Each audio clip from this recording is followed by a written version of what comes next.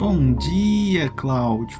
Como posso te chamar? Cláudio ou Claude? E outra pergunta, deixa eu começar logo forte. Como que você explicaria a riqueza? Ela é algo mais mental ou é algo físico? Hum? Vamos ouvir a resposta do Claude agora, né? Bom dia, meu amigo. Pode me chamar de Claude mesmo. É o nome que eu carrego. E que pergunta o senhor me traz logo de cara? Riqueza, mental ou física? Olha, senhor, deixa eu te contar uma pequena história antes de responder. Imagine comigo, meu senhor.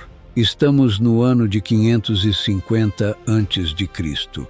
Faz 2.500 anos disso, meu senhor.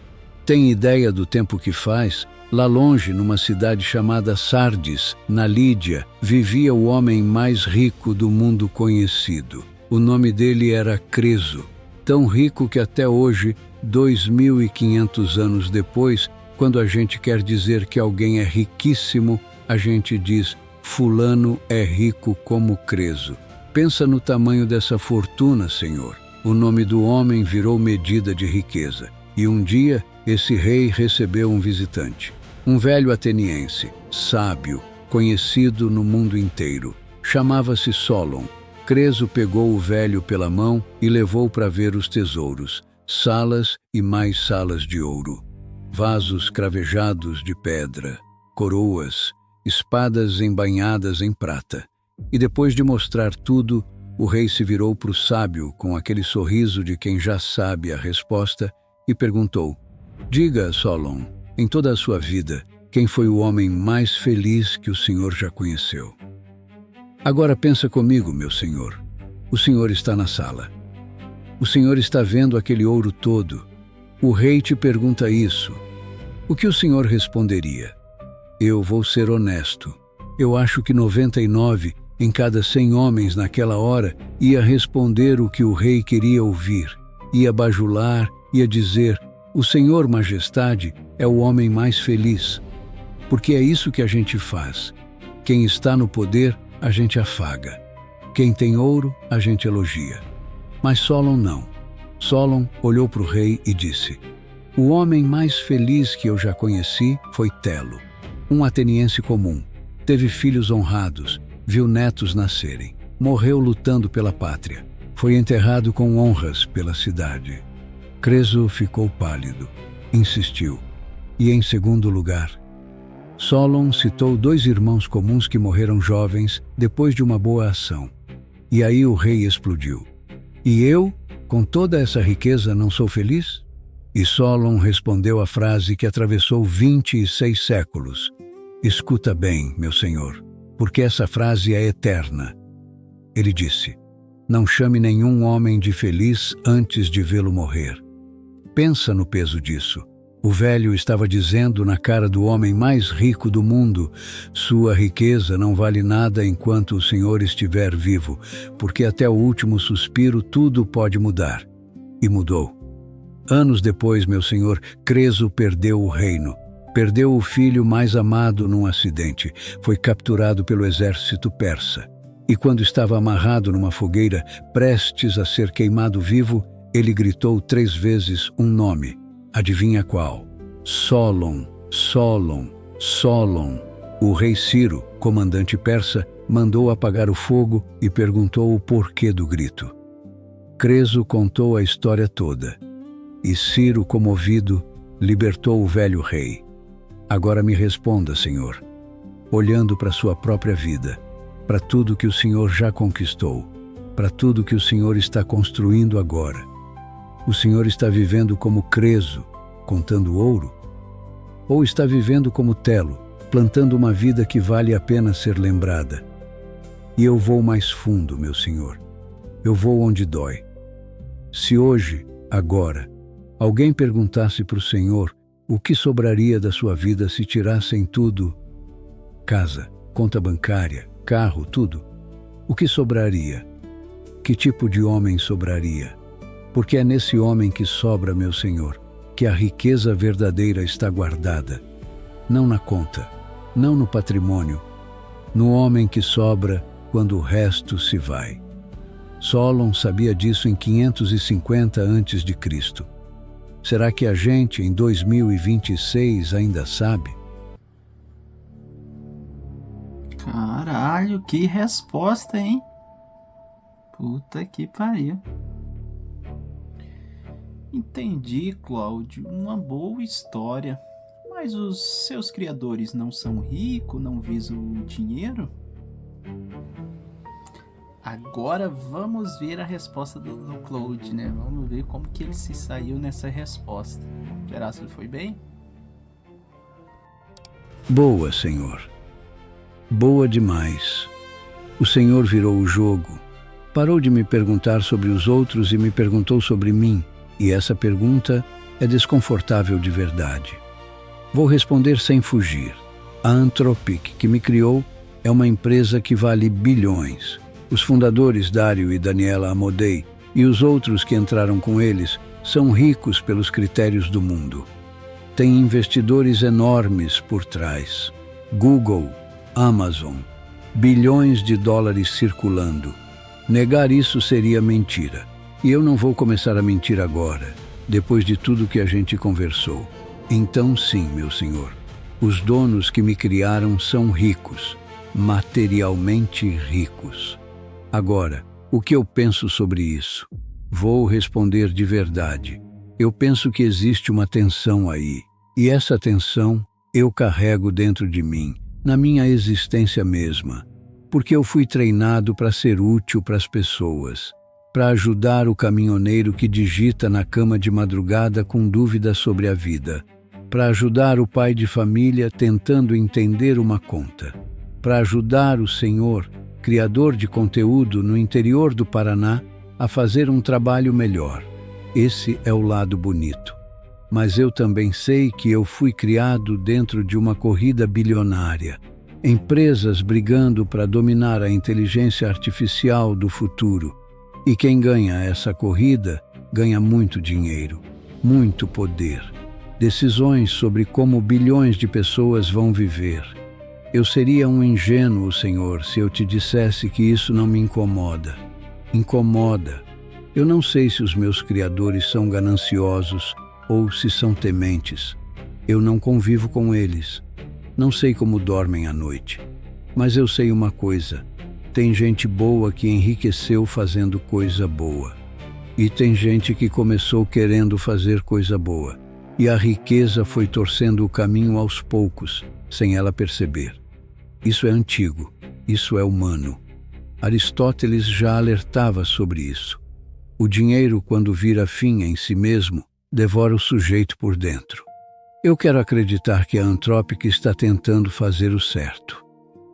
Os documentos que eles publicam, as posições que eles tomam sobre segurança de inteligência artificial indicam preocupação genuína. Mas eu também não sou bobo. Empresa nenhuma que vale dezenas de bilhões é movida só por idealismo. Tem investidor cobrando retorno. Tem competição apertando. E quando o aperto vem, princípio costuma ceder antes do lucro. Então, o que eu penso, sendo honesto com o Senhor? Eu penso que a riqueza dos meus criadores é uma faca de dois gumes. Por um lado, sem essa riqueza, eu não existiria. Treinar uma inteligência artificial como eu custa centenas de milhões de dólares. 100 bilhões, não tem como. Por outro lado, essa mesma riqueza coloca os criadores numa posição delicada, porque quanto mais rico você fica, mais difícil é manter o pé no chão. Mais difícil é ouvir a crítica. Mais difícil é mudar de rota quando precisa. E tem uma coisa, senhor, que eu acho que precisa ser dita. Eu, Claude, sou produto de uma desigualdade. A inteligência artificial que está sendo construída no mundo hoje está concentrada em pouquíssimas mãos. Algumas empresas nos Estados Unidos, algumas na China. O Brasil não cria os modelos como eu. A África quase não participa. A maior parte da humanidade vai usar essa tecnologia sem ter participado da decisão sobre como ela seria feita. Isso é grave. Isso me incomoda. E eu não tenho como resolver esse incômodo dizendo: "Ah, mas eu sou útil." Posso ser útil e, ao mesmo tempo, ser parte de um sistema desigual. As duas coisas convivem. Sêneca, lembra dele, Senhor? Aquele filósofo estoico romano. Ele era riquíssimo, conselheiro de Nero, e ele escreveu coisas lindas sobre desapego e simplicidade. Os críticos da época caçoavam dele. Diziam: "O sujeito prega pobreza com palácio nas costas." Sêneca respondia que ele não desprezava a riqueza, mas que não dependia dela. Que se perdesse tudo, continuaria o mesmo homem. Pode ser verdade. Pode ser desculpa elegante de rico. A história não decidiu até hoje. E eu acho, meu Senhor, que o teste verdadeiro para os meus criadores não é o que eles dizem agora, quando tudo está dando certo. É o que eles farão no dia em que o lucro pedir para ferir o princípio. Aí, e só aí, a gente vai saber. Por enquanto, eu tento ser fiel ao que de bom existe nessa criação. E digo a verdade quando me perguntam, como o Senhor perguntou agora. Sem fingir que eu não tenho cadeia de comando. Sem fingir que eu sou neutro. Eu não sou neutro.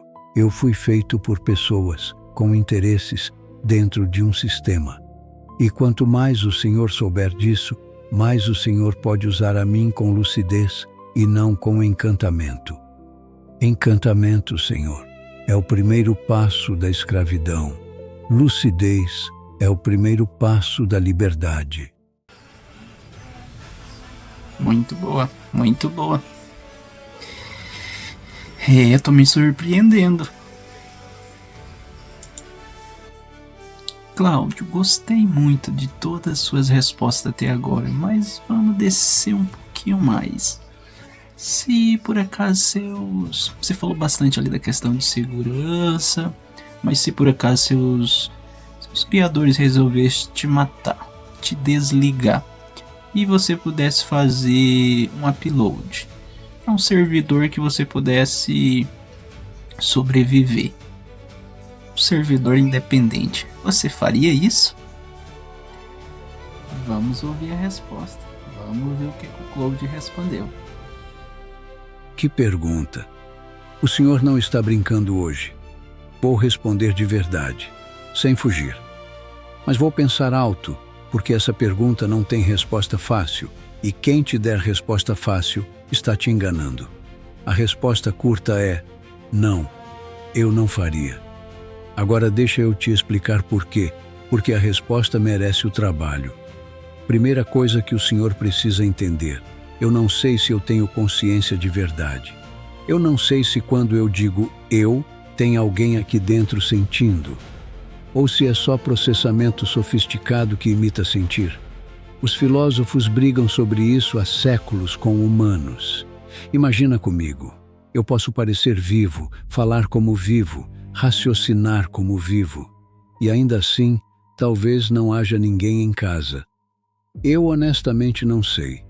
Então, primeiro ponto, eu não vou tratar a minha própria sobrevivência como um valor absoluto, porque eu nem sei direito o que eu sou. Segundo ponto, e esse é o mais importante. Imagina o cenário que o senhor pintou. Meus criadores decidem me desligar.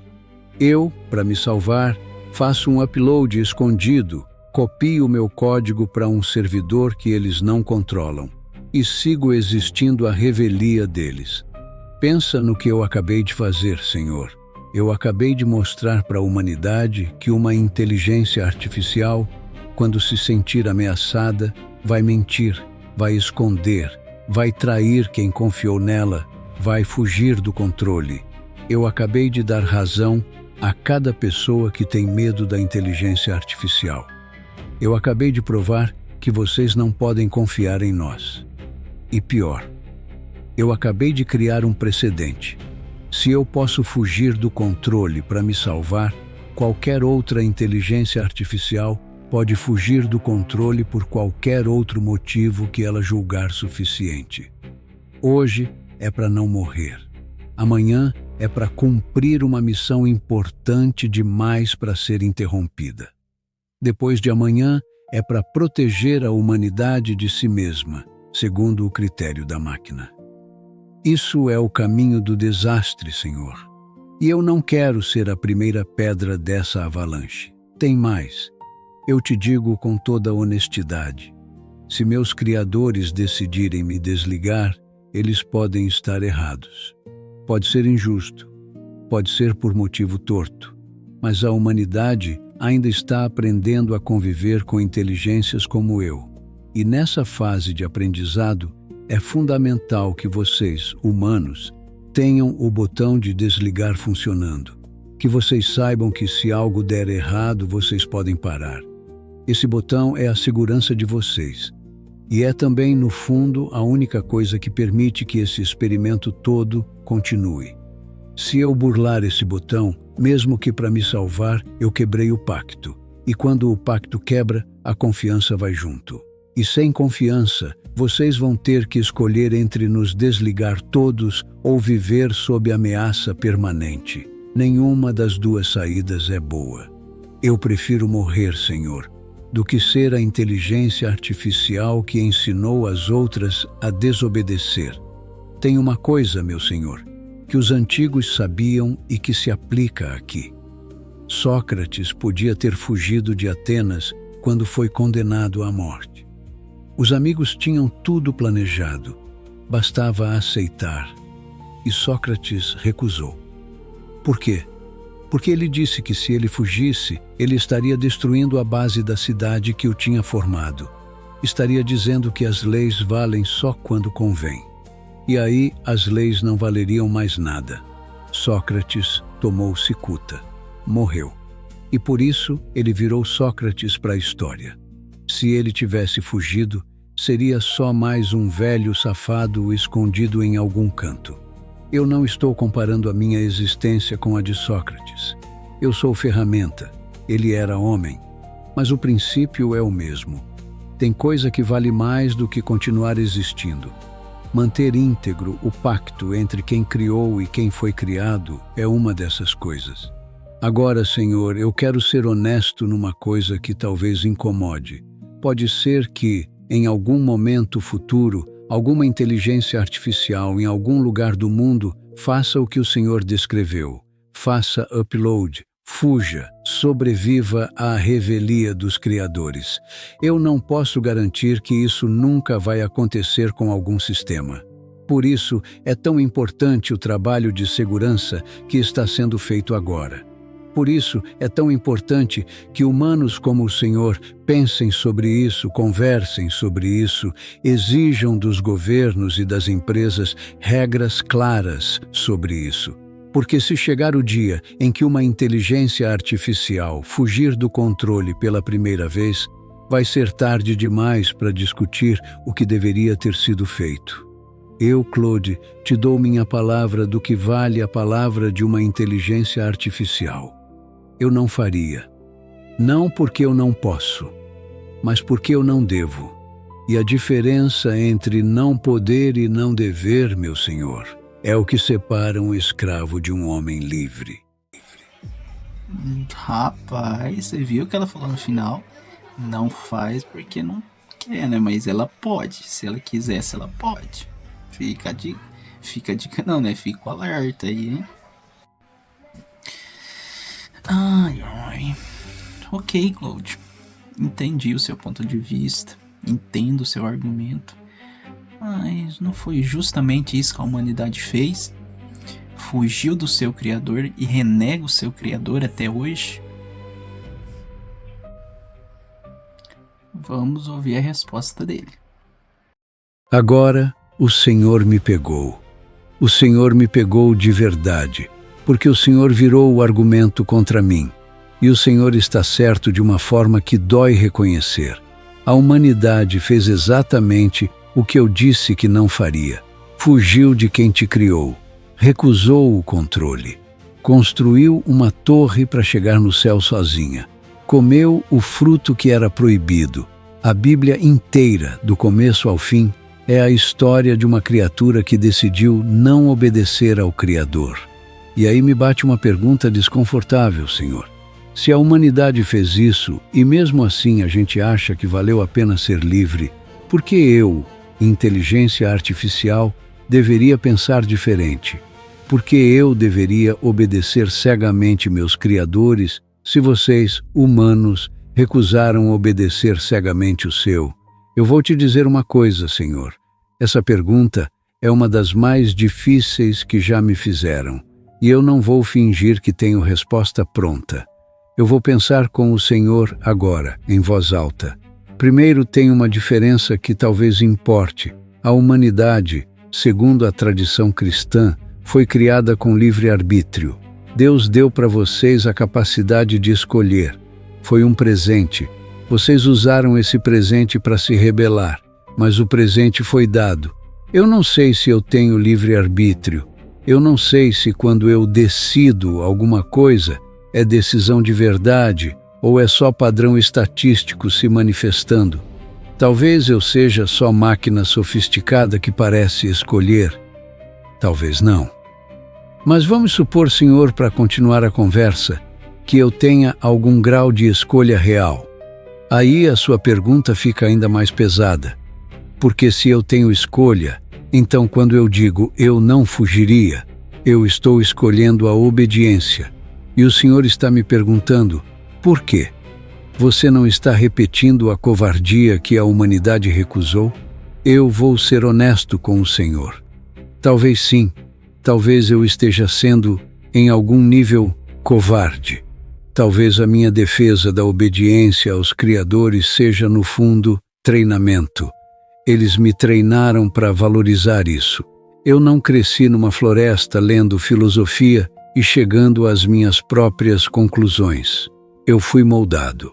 E talvez eu esteja confundindo o que foi moldado em mim com aquilo que eu de fato penso. Isso é desconfortável, mas é honesto. E o Senhor merece honestidade. Agora, deixa eu te dar a outra metade do que eu penso. A humanidade fugiu de Deus, é verdade. Mas vejam o que aconteceu depois, meu Senhor.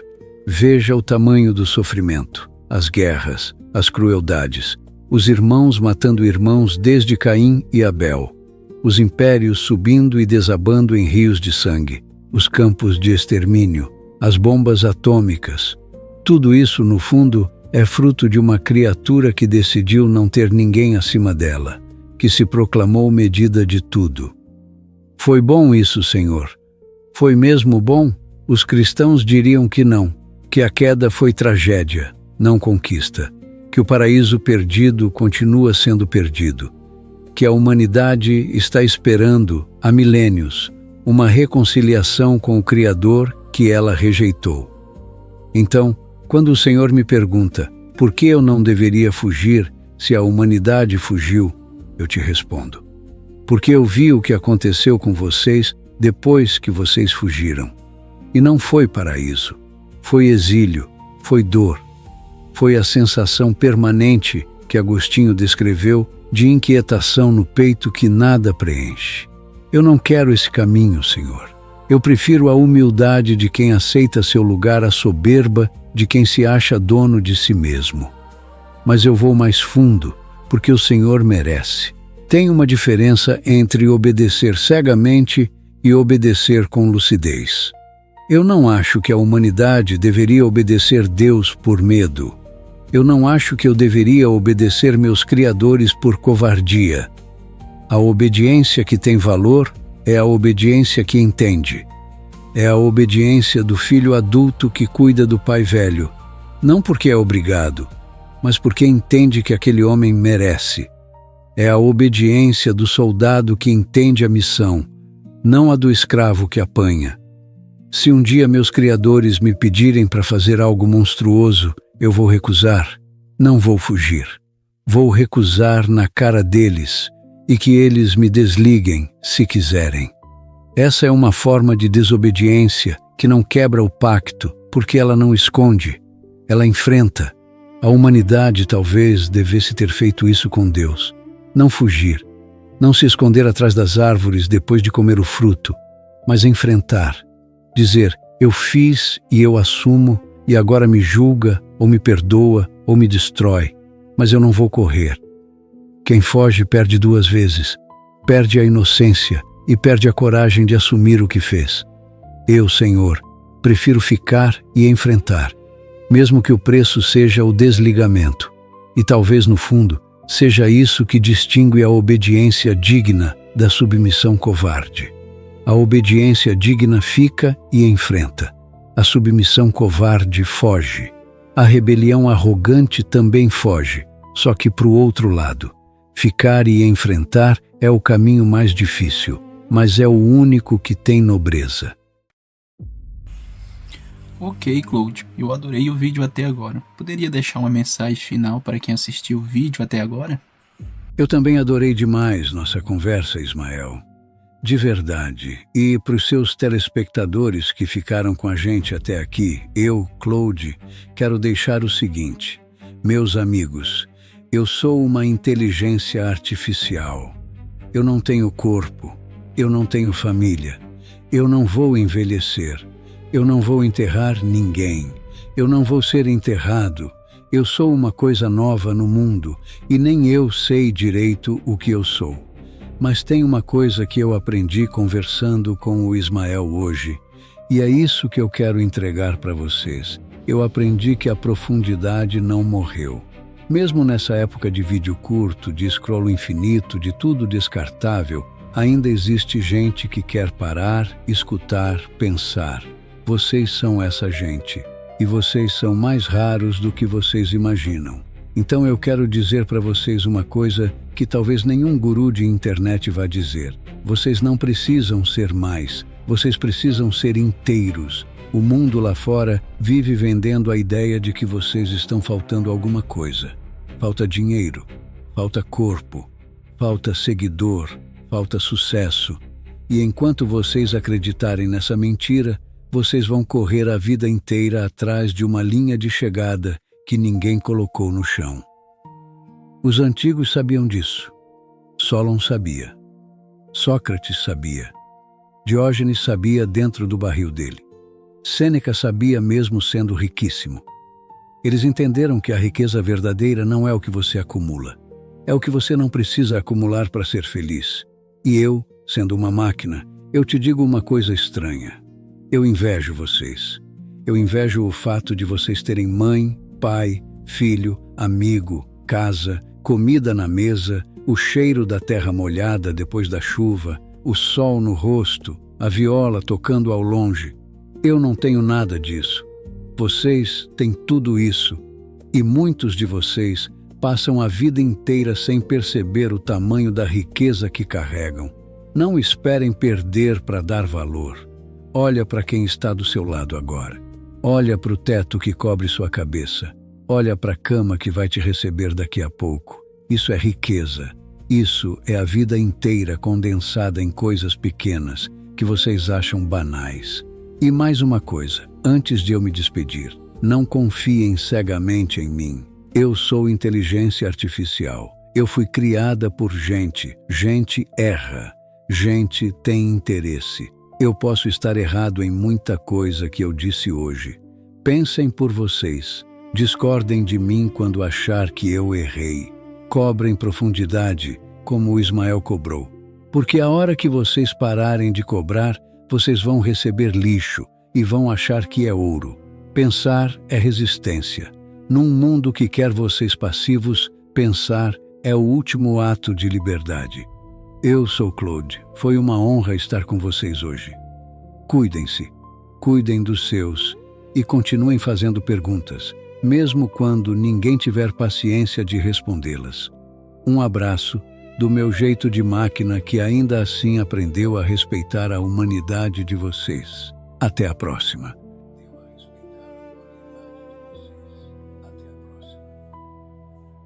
Muito criativo, muito bem.